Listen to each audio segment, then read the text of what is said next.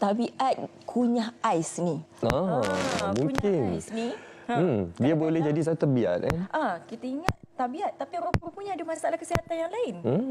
Mungkin ada dalam kalangan penonton kita yang mempunyai tabiat seperti ini ataupun mempunyai kenalan di sekeliling anda yang suka mengunyah ais. Ramai yang tanya, kunyah ais ni elok ke tak?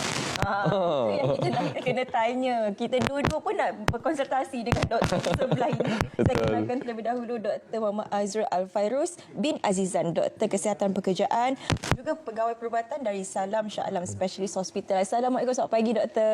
Assalamualaikum, selamat pagi. Selamat pagi Doktor. Itulah rasa macam satu tabiat bila habis je air tu, mulalah kita nak cedok ais tu. Kalau Munawar guna sudu. Kalau saya suka guna straw. Macam tu kan. Tapi itulah, bila masa kita nak pembatasannya antara kunyah ais tu ialah satu tabiat ataupun mungkin ada penyakit-penyakit yang lain juga Doktor. Itulah, itu yang selalunya menjadi perbualan orang. Selalunya orang kalau kita fikir kalau biasanya lepas minum dia akan kunyah ais. Lepas minum dia akan kunyah ais. Tapi sebenarnya yang menjadi itu sebenarnya tabiat biasalah bagi kita biasa. Tapi yang luar biasanya bila seorang tu dia hari-hari dia akan cuba cari ais, dia akan kalau tak boleh satu hari tak kunyah ais tu dia rasa macam tak selesa. Dia rasa macam aku kena makan juga, kena kunyah ais juga hari ini. Dia akan rasa macam tu. Tapi ya, dari segi perubatan kita panggil fagofagia. Fagofagia ni dia pun salah satu macam bentuk pika jugalah, macam yang sebutkan tadi. Pika ni keinginan untuk mengunyah sesuatu yang tak ada nilai makanan pun. Maksudnya bukan makanan. Tapi itulah, bila fagofagia ni selalunya dia akan related dengan kurang zat besi. Kurang zat besi ataupun anemia. Ataupun seorang tu memang dah ada kurang darah ataupun memang baru nak jadi iron deficiency ni. So tapi sebenarnya kunyah ais ni bukan diagnosis lah. Kita mungkin dia panggil macam petunjuk awal badan yang mendetu tanda-tanda dia tu ada anemia lah. Yang ni yang kena tengok betul-betul lah. Okey, itu antara perkara yang perlu kita fahami bersama. Jangan beranggapan bahawa saya suka kunyah ais. Jadi maksudnya saya ada jadi maksudnya saya ada anemia. Bukan. Itu yang perlu kita fahamkan daripada penjelasan doktor tadi, perbezaan di antara kedua-duanya kan. Dan perlu kita fahami juga berkenaan tanda-tanda anemia ini doktor. Tanda-tanda dia sebenarnya anemia ni banyak tanda lah. Ada yang acute, ada yang kronik. Maksudnya kalau seorang tu berlaku secara perlahan, biasanya badan sendiri tak sempat pun nak rasa benda tu ada orang tu anemia, dia tak perasan pun anemia.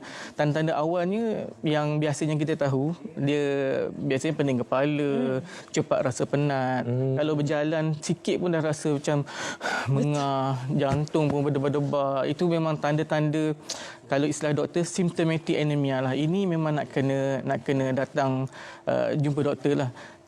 Doktor saya sebagai doktor kesihatan pekerjaan, tanda-tanda ni sebenarnya boleh jejaskan produktiviti dan keselamatan pekerja itu sendiri dan juga orang sekitar dia.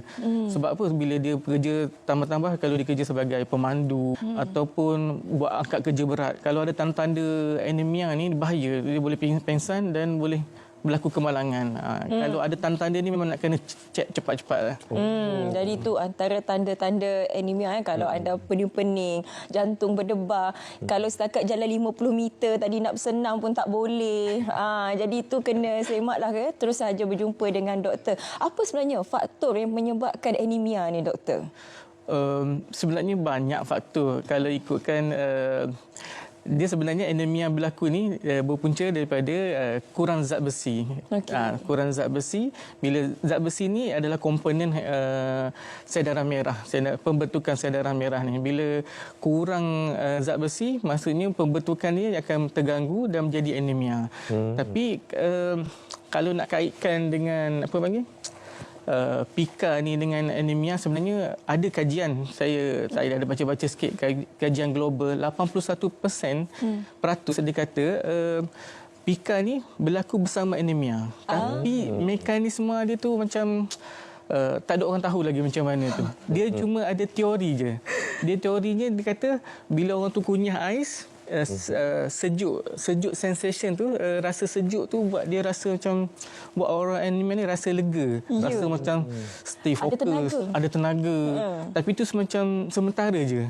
Lepas tu dia rasa macam maksudnya benda tu nak kena top up balik, nak kena sentiasa ambil lah. Dia bila tak kunyah ais tu, dia boleh baran, Munawar. Sebab saya pernah melalui fasa tu. Saya pernah melalui fasa, memang kalau boleh 24 jam nak kena gigit ais. Gigit kunyah ais. Jadi kat rumah tu kena standby. Tapi bila saya jumpa dengan doktor, rupanya saya memang ada kurang darah merah. Okey, memandangkan kita ada testimoni sebenar dekat sini. Okey, Syafiqah, pengalaman Syafiqah dulu mengunyah ais, adakah pada waktu panas saja ke ataupun sepanjang masa? 24 jam. Dalam Maicon pun sama? Ya, betul. Sebab bila sebab itulah bila kawan-kawan saya saya belajar kan, sebab saya cepat pengsan, Munawar. Pengsan sebab saya ingatkan saya kurang gula. Sebab saya memang bila setiap kali cek gula tu memang gula saya memang rendah. Tapi rupa-rupanya saya ada anemia. Jadi bila saya asyik pengsan dah makan gula tak juga okey. Rupanya darah tu okey, doktor mendengar simptom dan juga pengalaman Syafiqah itu sendiri, bagaimana untuk kita kaitkan dengan anemia ini, khususnya siapa antara golongan yang berisiko untuk mendapat anemia ini, khususnya wanita?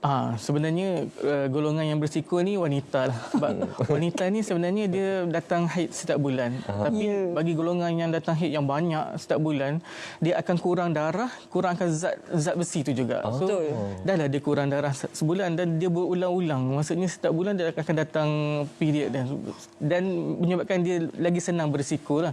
Golongan lain ni macam ibu mengandung pun sebenarnya dia zat besi dia akan berkurang lah. So dia kena top up zat besi dia sebab nak tambah isi padu darah dia untuk pembentukan bayi dan uri itulah. Kalau tak top up, maksudnya zat besi dia, iron dia akan sentiasa berkurang.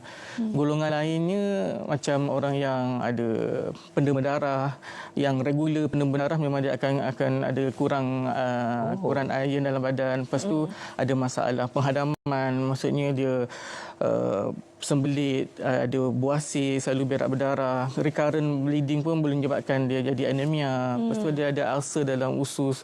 Ulcer, kadang-kadang orang tu ada ulcer, dia tak perasan dia ada ulcer. Tiba-tiba tengok buang air najis dia ada warna hitam.